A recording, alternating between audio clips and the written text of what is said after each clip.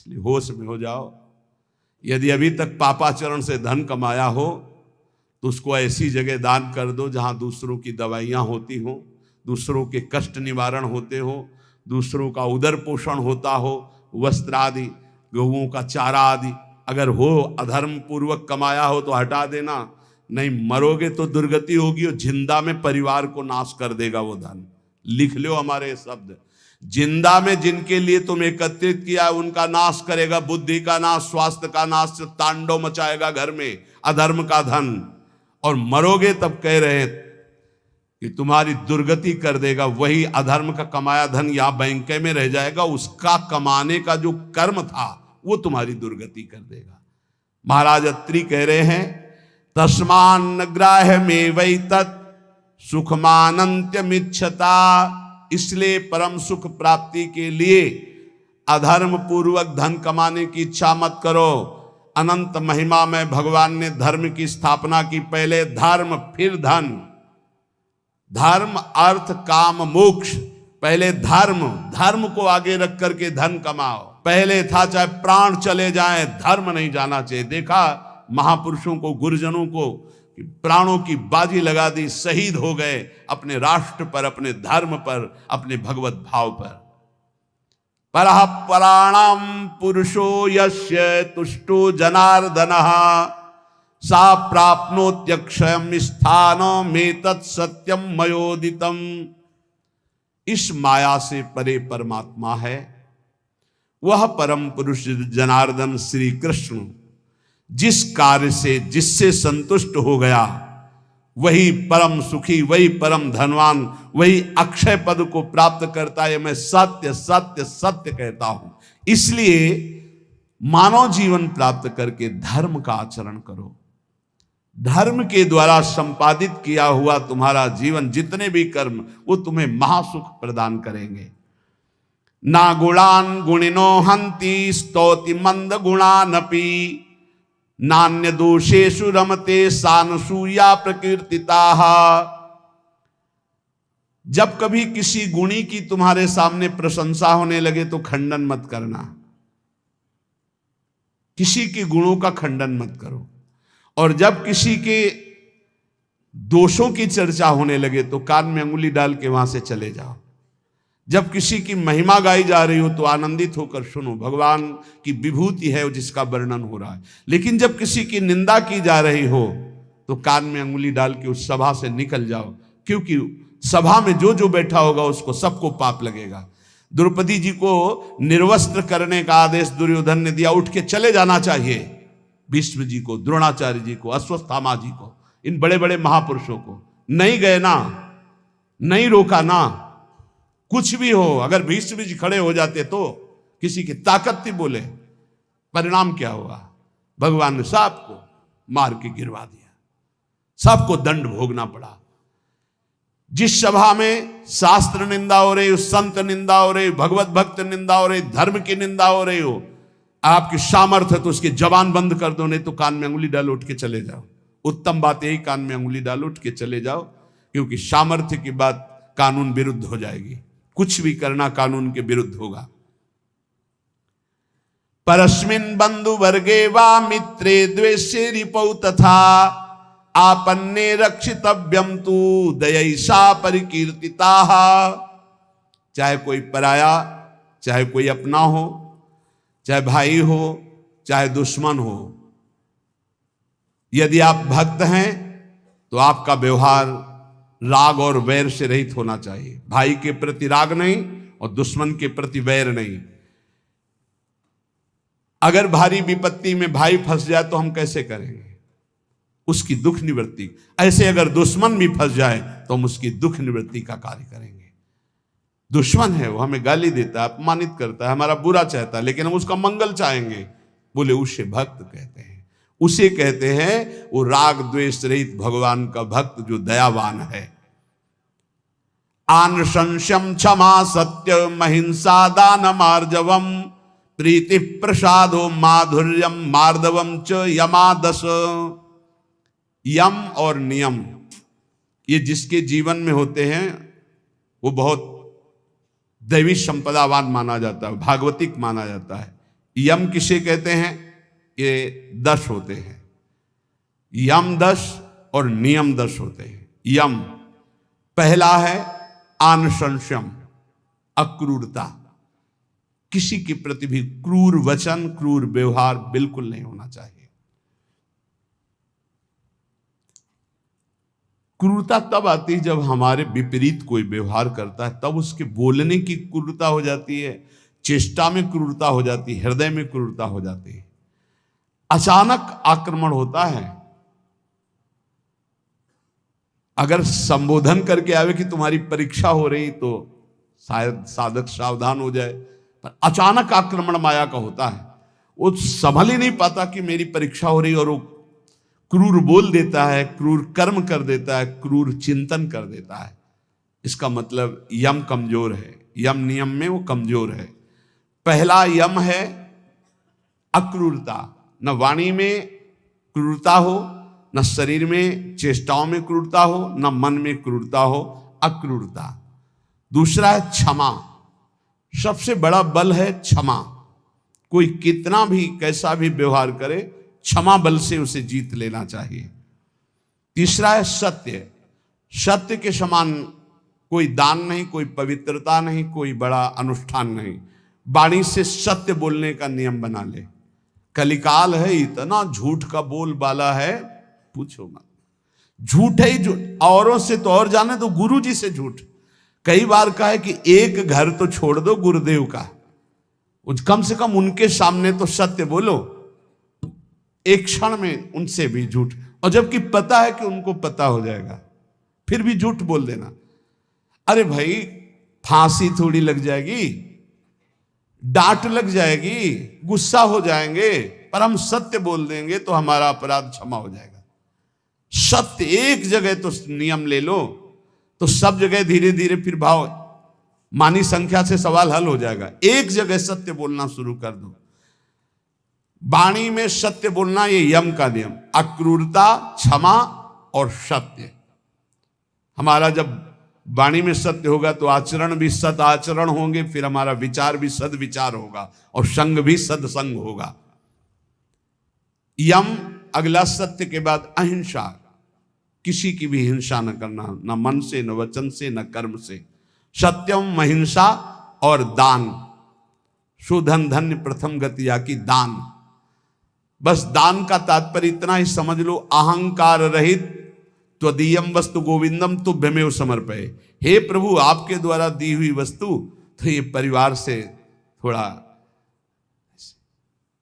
हमारे परिवार भर के लिए इतना प्रयोग हो गया, 10 रुपया बढ़े, बस ऐसा।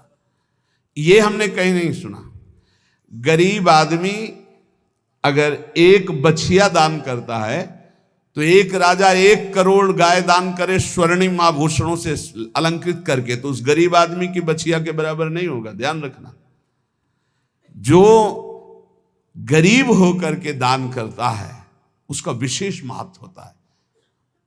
उसकी 4 रोटी उसके पूरे जीवन के कमाई मेहनत से, और तुम 4 करोड़ ऐसे, तो उसकी रोटी के बराबर नहीं हो सकता है।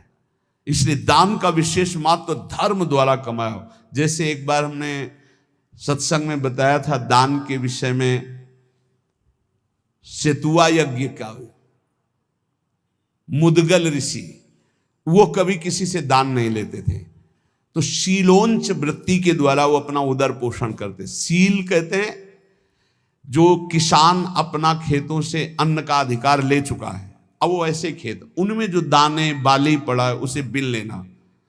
उंच कहते हैं जो बाजार में जहां अन्न की बाजार लगी वो उठ चुकी है, इसके बाद जो दाने गिरे उनको उठा लेना।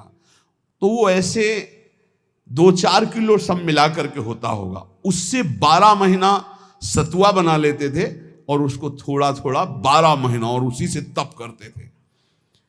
एक दिन वो सतुआ पिसा के रखे ही कि इतने में परीक्षार के लिए भगवान अतिथि रूप में आ, बहुत भूखा हूं, हे ऋषि, क्या हमारे उदर पोषण की व्यवस्था हो सकती है? तो उनका हाँ, भी तो साल भर के लिए सतुआ एकत्रित ही किया। वो परोसते गए, वो पाते गए, और पूरा साल भर के लिए जो एकत्रित किया था वो सब सतुआ पा गए। चाट चाट के पा लिया कुछ, तो उनका भगवान पूरे साल की व्यवस्था है, इतनी देव इसके आगे तो है ही नहीं। तो उनका चलो हम छक भी गए हैं बहुत, और डकार ली और चले। तो एक नेवला वहां से निकला, तो जो 2-4 दाने सतुआ के गिरे थे वो उसके शरीर में छू गए तो स्वर्णिम हो गया, आधा स्वर्ण का। बड़ा उसको चमत्कार मिला। तो जब सुना महाराज युधिष्ठिर की राजसूय यज्ञ हो रही, इतनी बड़ी ब्रह्मा शंकर आदि बड़े बड़े महापुरुष, स्वयं भगवान सच्चिदानंद श्री कृष्ण द्वैपायन व्यासदेव जी सब विराज, तो नेवला पूरी पंगतों में लौटता हुआ घूमता, कहीं स्वर्ण का नहीं हुआ। तो भगवान श्री कृष्ण के पास से निकलकर महाराज युधिष्ठिर वहीं बैठे थे, कहा महाराज तुम्हारी यज्ञ मुद्गल ऋषि की सतुआ यज्ञ के बराबर भी नहीं है। तो भगवान श्री कृष्ण ने कहा ऐसा क्यों कह रहे हो? आज तक किसी चक्रवर्ती सम्राट ने ऐसी यज्ञ नहीं की जिसमें स्वयं मैं विराजमान हूं और सब मेरी विभूतियां विराजमान है और सब शास्त्रीय पद्धति से हो रही, तुम ऐसी निंदा क्यों कर रहे हो महाराज राजसूय यज्ञ की, युधिष्ठिर की। तब उन्होंने पूरी कथा सुनाई कि सतुआ यज्ञ वाली। बोले महाराज मैं पूरा लौट के देख लिया, एक रुआ भी सोने का ले हुआ, तो हुआ ना आपकी यज्ञ उनसे छोटी। तो भगवान ने कहा हां, मुद्गल ऋषि की सतुआ यज्ञ के बराबर तो राजसूय यज्ञ नहीं। क्यों? वो अकिंचन, प्रतिग्रह रहित। तो यहां कह रहे दान शब्द मुद्गल ऋषि का जोर का हुआ, जो धर्म के द्वारा मेहनत करके कमाता है। जब कोई राधा बाबा से कभी कोई दक्षिणा देने की बात आई, एक बार राधा बाबा ने भागवत सुना तो कहा भाई भागवताचार्य को दक्षिणा देनी चाहिए, कोई दक्षिणा देगा? पर धर्म की कमाई का, अगर पाप की कमाई का दिया तो समझ ले तो किसी की जेब में नहीं। एक जो घास खोदना सेवा करना, तो उसने कहा बाबा 50 पैसा या 100 रुपया हम दे सकते हैं। बोले हाँ बस इतना ही काफी है। बाबा ने लिया और कहा भागवताचार्य जी से ये है दक्षिणा। वो तो केवल बाबा को प्रसन्न करने के लिए सुनाने आए थे, उनका अर्थ से कोई मतलब नहीं। हिम्मत नहीं पड़ी किसी की 10-5 रुपया देने की, केवल वो एक घास खोदने वाला, बाबा मेरी कमाई धर्म की है, ये 100 रुपया या 50 पैसा, चाहो तो 50 ले लो 50 पैसा, या चाहो तो 100 रुपया, इससे ज्यादा हमारे पास व्यवस्था भी नहीं। ये दान वही जो मेहनत के द्वारा किया हुआ। फिर दूसरे को यम, आगे नम्रता, नम्रता विद्या विनयम ददाति। आज पढ़ लिख करके उद्दंड बनते हैं, पढ़े लिखे हैं। पूछो अपने माता पिता के पैर छूते हो? नहीं। माता पिता कहते हैं कहां जा रहे हो? बोले आप अपना देखो, हम स्वतंत्र हैं, हमारा जीवन अपने, हम जो कर रहे हैं वो तुम्हारा अधिकार नहीं। ये है विद्या, ये है विनयम ददाति, ये है विनय। कठोर शब्द बोल रहे हैं माता पिता को, उद्दंडता पूर्वक व्यवहार कर रहे हैं, गुरु का उपहास कर रहे हैं, टीचर का उपहास कर रहे हैं। बच्चों को देखो ना, टीचर का उपहास कर रहे हैं। नम्रता विद्या से आती है, विद्या विनयम ददाति। पढ़ना लिखना ये तभी सार्थक है जब विनय आ जाए। उल्टा हो रहा है, जितना विद्या घमंड बढ़ता चला जा रहा है, अहंकार बढ़ता चला। विद्या रूप महत्व कुल धन जौवन अभिमान, कुछ नहीं मिला, कोई विद्या नहीं। जो जितना विवेकवान, जितना विद्यावान उतना विनयी पाया गया, घमंडी नहीं पाया गया। या उल्टा होता है। क्यों उल्टा होता है? क्योंकि गुरुजनों के चरणों में बैठकर विद्या नहीं ली गई है। इसीलिए पहले गुरुकुलों में भेजा था महापुरुषों के समीप के, वहां विद्या विनय प्रदान करती थी। रजोगुण रहित जीवन, ऋषियों के समुदाय में एक भागवतिक वातावरण है। नम्रता, फिर है सबसे प्रीति, सब जीवन सुप्रीति रीत निभाता अपनी, सबसे प्रेम का व्यवहार, लेकिन निष्काम, किसी से कोई कामना नहीं।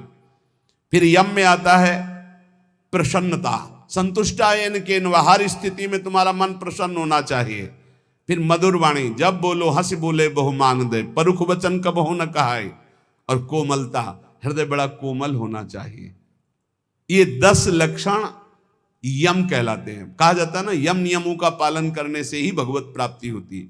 तो अक्रूरता, क्षमा, सत्य, अहिंसा, दान, नम्रता, प्रीति, प्रसन्नता, मधुरवाणी, कोमलता, ये 10 यम हैं और ये 10 नियम हैं। शरीर की पवित्रता, वस्त्र की पवित्रता और मन की पवित्रता, तीनों पवित्र होने चाहिए। बिल्कुल ऐसे पशुता हो रहे, हाथ कोई धो ले तो बड़ी बात है, पहले जल लेके साधु लंगोटा सोटा कमंडल, ये बिल्कुल अब इतना वीआईपी है कि कमंडल रखना बेइज्जती की बात हो जाएगी ना। बाबा जी कमंडल कैसे, कमंडल है, डंडा है, बंधा लंगोटा, काछ वाछ मन निश्चल राखे, धन धन जननी तेरी। रास्ते में लघु शंका लगी तो कैसे हो गए? आचमन करना है, मूत्रेंद्री का प्रक्षालन करके, हस्त प्रक्षालन करके, आचमन करके, तप है पवित्रता का। ऐसे पूरा शुद्ध वातावरण, शरीर पवित्र, वस्त्र पवित्र, मन पवित्र। नियम, सबसे पहला नियम पवित्रता, शरीर पवित्र, वस्त्र पवित्र, विचार पवित्र, कितना बढ़िया जीवन होता। दूसरा नियम में है यज्ञ, तो यज्ञानाम जप यज्ञ, उसमें सबसे बड़ी यज्ञ है जप यज्ञ। राधा राधा राधा, नियम ले लो जप यज्ञ का। नियम में तीसरा है तप, अपने धर्म का पालन करते हुए जो आपको कष्ट मिलता है उसको सहना तपस्या कहते हैं। जैसे आप प्रातःकालीन वेला में, प्रातःकालीन क्या, अर्धरात्रि वेला में जगते हैं। प्रातःकाल तो 4 बजे से होता है, यहाँ तो अखंड कीर्तन ही चलता रहता है, पर रोड में हम जब 2 सवा 2 बजे उतरते हैं तो 10-20 हजार लोग खड़े होते हैं और सब साधक जन सेवा में रहते हैं, तो इसका मतलब 1 बजे जगे होंगे, तब तो वहाँ सेवा में पहुँचे। और वो लोग तो हो सकता है कोई 12 बजे से खड़ा हो, कोई 11 बजे से, कोई 1 बजे से। अब जो नींद नहीं लिया, जो कष्ट से, इसे तपस्या के, इससे पाप क्षीण होते हैं, इससे बहुत लाभ प्राप्त होता है। ये बाहरी तपस्या है। समय से स्नान करना, चाहे गर्मी हो चाहे सर्दी हो, समय से अपनी दिनचर्या में आना, चाहे जितना कष्ट हो, ये बाह्य तपस्या में होता है। भोजन आदि ना मिल पाना, फिर भी अपनी दिनचर्या करना। और आंतरिक तपस्या मानी जाती काम क्रोध लोभ आदि को सहना, इनको सहना आंतरिक तपस्या कहे। इन तपस्याओं के अलावा और भी बहुत सी तपस्याओं का वर्णन, पर वो खास बात नहीं। आए हुए वेग को सह जाए सो महात्मा, काम के वेग को, क्रोध के, लोभ के, मोह के वेग को जो सह जाए, ये सबसे बड़ी तपस्या। नियम पवित्रता, नियम जप, नियम तप, कष्ट सहने का स्वभाव, नियम दूसरों को सुख देने का स्वभाव। आओ बैठो बैठो, मृदु भाषण। आप जल पिएंगे? अच्छा, श्री जी का कुछ भोग लगा, आप थोड़ा प्रसाद पा लीजिए। मृदु व्यवहार, सरल व्यवहार। स्वाध्याय नियम, आपका नियम होना चाहिए स्वाध्याय का। ये नियम के अंतर्गत आते, स्वाध्याय नियम पूर्वक। और नियम जनेन्द्री का निग्रह अर्थात ब्रह्मचर्य। नियम में ब्रह्मचर्य व्रत बहुत जोर की बात। गृहस्थ है तो संयम पूर्वक विरक्त है, जनेन्द्री का संयम ब्रह्मचर्य। और मौन व्रत, वाणी का मौन व्रत, ये नियम। और अल्पाहार का नियम या उपवास का नियम, बहुत बड़ा भजन में इसका प्रभाव पड़ता है। आपका अधिक भोजन पाने से जो भजन में शक्ति लगनी चाहिए वो भोजन पचाने में लगती, इसलिए भजन में रुचि नहीं होगी, ध्यान रखना। या तो अल्पाहार और या फिर कभी कभी उपवास, पर सेवा नहीं छोड़ना। श्री सुदामा दास जी महाराज सुदामा कुटी के स्वयं आटा मांग कर लाते, स्वयं उपला बिनते, फिर रोटियां बनाते, फिर संतों को पवाते। उनकी मेहनत ऐसा रंग लाई कि तब से लेके आज तक शास्त्रों संतों की सेवा ऐसे होती रहती है। अपरिचित कोई भी संत जाए, पाए और बना रहे। बारंडा बड़े बड़े बने, आसन लगाए, 10-5 दिन खाए पिए पड़ा रहे। आज भी वो सेवा चल रही। संत सेवा अगर मिल जाए, परोसना है, पत्तल उठाना है, पोछा लगा, ये अहोभाग्य समझा जाए। इसको ऐसा ना समझा जाए कि एकांत में बैठकर भजन करना ज्यादा अच्छा है, लेकिन इनके बीच नहीं। मन की गति को संभाल पाना बहुत कठिन है। आज एकांत के लिए, भजन के लिए कर रहा है, कल एकांत के लिए, भोग के लिए कहेगा। इसका कोई विश्वास नहीं। गुरु प्रदत्त दिनचर्या को कभी न तोड़ा जाए, और 10 वर्ष एक ही दिनचर्या चलाई जाए, मन शांत हो जाएगा अपने आप, देख लेना। ये नियम है। अल्पाहार नियम बना लो अल्पाहार का। एक साधु की, साधक की दिनचर्या भोजन की होनी चाहिए।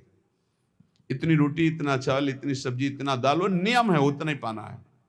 कुछ भी हो, अच्छे से अच्छा पदार्थ हो, एक नियमावली भोजन की होनी चाहिए। और स्नान 3 बार, ब्रह्मचारी 3 बार स्नान होना ही चाहिए। 24 घंटे में 3 बार स्नान। वो शरीर सुख के लिए नहीं, जैसे आप सोने जा रहे हैं तो कोई स्नान करते हैं, नहीं, कदापि नहीं, दिनचर्या के विरुद्ध नहीं। एक प्रातः जो अभी 1:30-2 बजे हुआ, और एक पुनः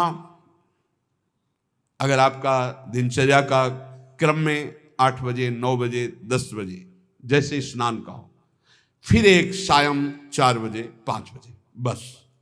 अपने का तो 2-3 घंटे बाद ही पुनः स्नान होता है, फिर सायं होता है। 3 स्नान जीवन हो गए, 3 स्नान जीवन। अगर कहीं पेट खराब हो गया तो जय बार फिर अर्ध स्नान करना ही करना है। ये 10 नियम और 10 यम ये साधक के जीवन में होने ही चाहिए।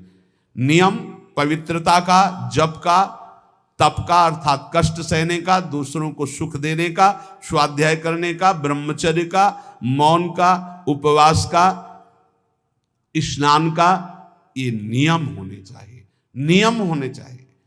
इसमें ये नहीं देखा जाता है स्नान का कि शौच लगी है तो ठीक है, शौच नहीं लगी तो चलो नहीं करते स्नान, इसका नहीं। एक नियम अपने लोगों की दिनचर्या रही। यहां तो बाथरूम, शौचालय, गंगा किनारे जब शीत वायु चल रही तब 3 बार स्नान, और पूरी जटाओं के सहित। ये जो घंटों जटाओं से गंगा जल गिरता रहता था, ऐसे टपकता रहता, पूरा शरीर कांपता रहता। वहां ये थोड़ी देखना है कि शरीर को क्या हो रहा है, वहां भगवत प्राप्ति करनी है। आगे कह रहे हैं महर्षि विश्वामित्र जी की वाणी, निज अनुभव कह रहे हैं। कामम कामाय मानस्य यदि कामः समृद्ध्यति अथैनम अपरः कामो भूयो विद्यति बाणवत। हे भाई, सबसे ज्यादा पतन का कार्य होता है काम भोग। ये ऐसा विकल कर देता है भोग के लिए कि सब प्राणी को, पशु पक्षी मनुष्य देवता कोई भी हो, ये सब विकल कर देता है कि रुक पाना बहुत कठिन होता है। फिर जहां उसको भोगा गया तो उसकी नवीन कामना, फिर नवीन कामना, फिर नवीन कामना। यदि कामा समध्यति तो अथैनम अपरः कामो भूयो विद्यति बाणवत। बाण के समान हृदय को बेधता रहता है काम, बार बार बार बार। इसलिए जिसको काम वेदना पर शांति प्राप्त करनी तो उसे भोगना बंद करना पड़ेगा। जैसे कुम्हार अपनी मटकी को खूब ठोक बजा के देख लेता है कहीं से फूटी तो नहीं, तब बाजार में रखता है, ऐसे ही भगवान और गुरुजन ठोक बजा के देख लेते हैं बिल्कुल पक्का, तो जा, अब जा, तुझे माया त्रिभुवन में, त्रिकाल में भी कभी परास्त नहीं कर सकती। देखो एक चीज ध्यान रखना, गुरुजनों की आंतरिक वृत्ति को पहचानना चाहिए, इनकी इच्छा क्या है। गुरुजनों की इच्छा को समझो। जैसे भगवान नाना प्रकार की भोग सामग्री सामने भेजेंगे तो आप सोचो कि भगवान के द्वारा ही तो भेजी हुई, नहीं। आपको देखना है भगवान की इच्छा क्या है, तो गीता पढ़िए। गीता जी में भगवान आप बोल रहे हैं ऐसा करो ऐसा ना करो। ऐसे गुरुजन जब बोलते हैं तो उनकी बात पकड़ो, इसके बाद वही सामग्री आपको देंगे, ये लो ये लो ये लो, तो आपको पकड़ना नहीं। आपने कहा था, नहीं नहीं आप लीजिए खाइए, आप कह तो रहे लेकिन आपने कहा था कि नहीं खाना है, तो हम ही कह रहे हैं खाइए ना। हमें लगता है आपने कहा था कि नहीं खाना तो हमें नहीं खाना चाहिए, तो देख लो फिर तुम जैसा। अंदर अंदर वो खुश हो रहे हैं शाबाश शाबाश, निकल जा निकल जा। नहीं, मान लो आप खा लीजिए ना। महाराज जी हमारा, आपने कहा था नहीं खाना चाहिए, वो बहुत सुंदर चल रहा है। चलो भाई ठीक है। उस समय सोचिएगा नहीं कि नाराज हो रहे हैं, पक्की मानिएगा ये सिर्फ आपको ठोक बजा कर देखा जा रहा है। बहुत खुश है वो इस बात से कि आपने संसार के विषयों का त्याग भगवान के लिए किया। सच्ची मानिए, हृदय से आशीर्वाद होता है, हृदय से आह्लाद। बाहर से ऐसे हम भले कैसे हैं यार, हम ही तो कह रहे थे खा लेते ना। अब आप कह रहे हो तो, पर आपने ही कहा था कि बार बार उस बात को जो उन्होंने उपदेश किया है उस बात को याद दिलाता रहे। उससे क्या होगा, आप परिपक्व हो जाएंगे। कभी ये मत समझ लो जैसे आद्य गुरु भगवान शंकराचार्य जी मछली खाए तो और लोगों ने मछली, जो शिष्य थे, फिर कांच पिया, तो उनकी सामर्थ्य के बराबर हमारी सामर्थ्य। वो जो बोल रहे हैं उसको पकड़ो। ऐसा कई बार हुआ। राधाचरण जी से जब कहते कि इतनी तुम्हारी हालत ऐसी, आप चले जाओ, बोले डॉक्टर ने कहा दिल्ली ही आना पड़ेगा, तो उनका चले जाओ। तो उन्होंने कहा महाराज जी आपने सत्संग में कहा था कि प्राण चाहे निकल जाए वृंदावन से नहीं जाना। तो हम ही तो कह रहे हैं। नहीं महाराज जी आपने ही कहा था वृंदावन से नहीं जाना, तो अब नहीं जाएंगे। नहीं, हम ही कह रहे हैं आप चले जाओ। आप यहाँ जरूर कह रहे हो, लेकिन फिर सत्संग में आप फिर कहोगे कि